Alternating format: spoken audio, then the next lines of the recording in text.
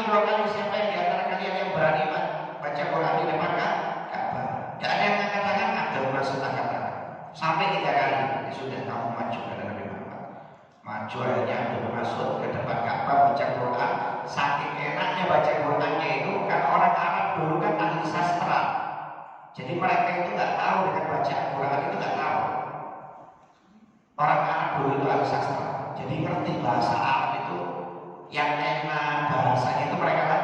Jadi ketika Abdul Mas'ud baca Quran, suaranya enak, kemudian sastranya tinggi, akhirnya kumpul orang-orang kafir Mekah ini kumpul, wah suaranya apa ini? Siapa kok enak suaranya? Kemudian dilihat bacaannya sastranya hebat. Al-Quran ini sastranya luar biasa, cuma kita nggak paham. Ya kalau orang Arab dulu ngerti sastra. Akhirnya kumpul semua sampai Abu Jahal kumpul. Ditanya, apa yang kamu baca oleh Abdul Mas'ud? Kok sastranya hebat? Kata Abdul Mas'ud, Al-Quran. Apa itu Al-Quran? Wahyunya Allah Subhanahu wa Ta'ala yang diturunkan kepada Nabi Muhammad SAW. Marah Abu Jahal. Ternyata kita dikumpulkan cuma suruh mendengarkan wahyunya Tuhannya Muhammad. Ditempeleng itu Abdul Mas'ud. Ditempeleng oleh Abu Jahal. Sampai berdarah. Abdul Mas'ud kecil, Abu Jahal tinggi.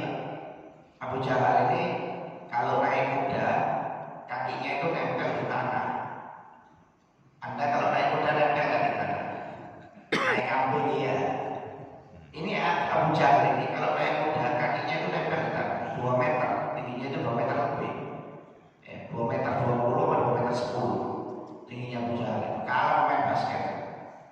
Tingginya luar biasa, sudah tinggi, kemudian lincah orangnya. Biasanya orang tinggi itu kaku.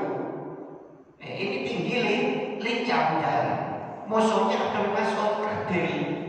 Ditempeleng Abdul Mas'ud sampai keluar darah nangis Abdul Mas'ud. Pulang ke rumah Nabi Muhammad SAW sambil menangis. Ditanya, kenapa kamu menangis Abdul Mas'ud? Kata Abdul Mas'ud, aku ditempeleng oleh Abu Jahal. Akhirnya gak lama malaikat Jibril turun sambil tertawa. Kata Nabi Muhammad, wahai Jibril, kenapa kamu tertawa? Abdul Mas'ud menangis, kamu tertawa. Kata malaikat Jibril, suatu saat kamu bakal tahu sebabnya kenapa saya tertawa, kata malaikat Jibril. Ya tahunya Pak, ketika perang Badar, ketika peperangan Badar, itu Abu Jahal itu kalah, hampir tewas sudah waktu itu, sudah bisa berdiri. Akhirnya Nabi Muhammad mendengar kabar kalau Abu Jahal ini hampir tewas. Kata Nabi Muhammad kepada Abdul Mas'ud, coba kamu cari Abu Jahal. Pastikan dia harus terbunuh, harus mati, kata Nabi Muhammad SAW. Akhirnya dicari, nggak tahunya betul. Lagi sekarat Abu Jahal. Abu Jahal lagi sekarat. Akhirnya Abdul Mas'ud naik dadanya Abu Jahal. Abdul Mas'ud kan kecil. Jadi naik dadanya Abu Jahal sambil dipegang, jenggotnya sambil dipegang, ditarik. Kata Abdul Mas'ud, dulu kamu nempelin saya, sekarang kamu yang saya tempelin. Kata Abdul Mas'ud. Abdul Mas'ud kan nggak berani mau musuh Abu Jahal tinggi, nggak sesuai. Cuma karena sudah mau mati, dinaiki oleh Abdul Mas'ud sambil dipegang jenggotnya. Dulu kamu nempelin saya, sekarang saya akan nempelin kamu. Kamu dulu melukai telinga saya, sekarang telingamu yang saya lukai. Kata Abu Jahal sambil disuruh maju, maksudnya suruh dekat. Akhirnya didekatkan telinganya ke mulutnya Abu Jahal. Kata Abu Jahal, sampaikan kepada temanmu Muhammad.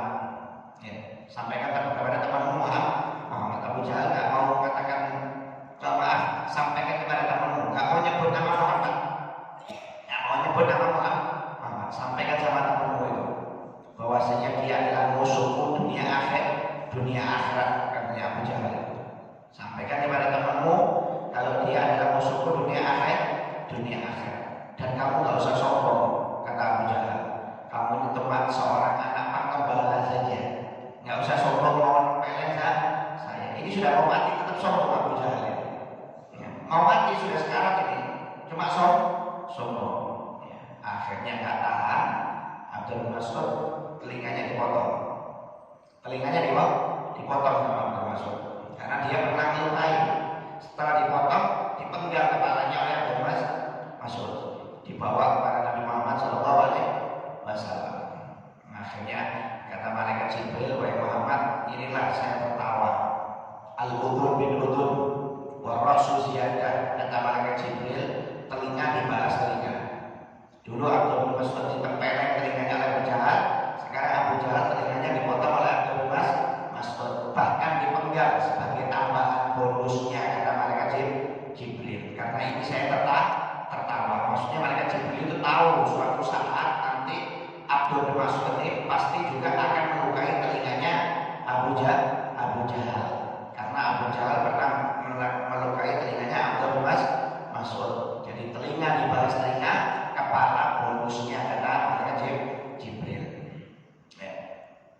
Jadi orang yang memenggal kepalanya Abu Jahal adalah Abdul bin Mas'ud. Dan Abdul bin Mas'ud ini termasuk orang yang alim zuhud. Ya.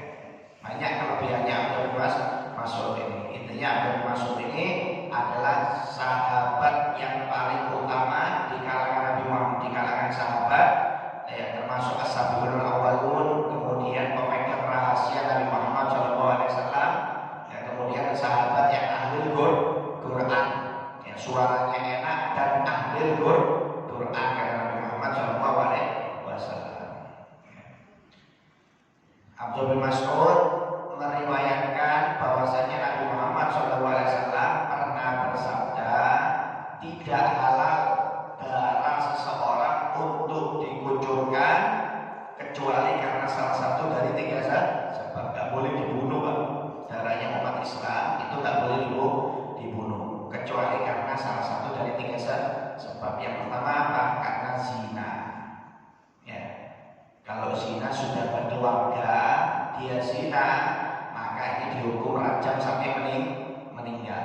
Tapi kalau belum pernah berkeluarga, dirajam, dilempar sampai 100 kali atau 70 kali, nggak sampai mati. Tapi kalau dia pernah menikah, maka dirajam sampai mati kata Nabi Muhammad SAW. Ini saking besarnya dosa zina, sampai zina itu wajib dibunuh. Orang yang berzina itu wajib dibunuh. Biasanya yang dibunuh itu kalau orang yang bunuh balas bunuh. Ini yang zina dibunuh kata Nabi Muhammad. Kenapa? Saking besarnya dosa zina. Waliyadzubillah min dzalik. Zina ini termasuk perbuatan yang kecil yang dibenci oleh Allah Subhanahu wa Ta'ala. Allah Subhanahu wa Ta'ala menyebutkan dalam Al-Quran, dan orang-orang yang memelihara kemaluannya kecuali terhadap istri-istri mereka atau hamba sahaya mereka adalah orang-orang yang tidak tercela. Barang siapa yang mencari di luar itu, yaitu zina, maka mereka itu adalah orang-orang yang melampaui batas. Katanya Imam Ahmad bin Hanbal, aku tidak mengetahui dosa yang paling besar setelah membunuh manusia melainkan daripada zina. Orang yang zina ini yang pertama dia tidak bakal beruntung, dunia akhirat tidak bakal beruntung. Allah Ta'ala dalam ayat yang pertama mengatakan qad aflahal mu'minun. Ya, bagi orang-orang yang sholatnya bagus, akan kemudian jaga kemaluan. Berarti kalau dia berzina, dia bukan orang yang beruntung. Kemudian yang kedua, dia menjadi orang yang tercela. Kemudian yang ketiga, menjadi orang yang melampaui batas. Allah Ta'ala mengatakan dalam Al-Quran, wala taqrabuz zina, jangan kamu mendekati perbuatan yang mendekati zina. Bukan mengatakan wala tasdil, ya. Allah Ta'ala bukan mengatakan jangan kamu berzina, wala tasdil, tapi wala taqrabuz zina, jangan sampai kamu mendekati perbuatan yang menuju kepada perbuatan zina. Bahasanya apa? Seperti pacaran, itu nggak boleh. Ujung-ujungnya nanti kalau pacaran nanti berdua nggak ada orang cium-ciuman, nanti cium-ciuman nafsu lagi, akhirnya zina. Zina aja nggak boleh. Maaf, mendekati perbuatan zina aja nggak boleh, apalagi zinanya waliyadzubillah min dzalik. Jadi nggak ada di dalam Islam pacaran Islam itu nggak ada, itu ngawur itu. Kenapa? Ujung-ujungnya kata Nabi Muhammad, tidak ini setan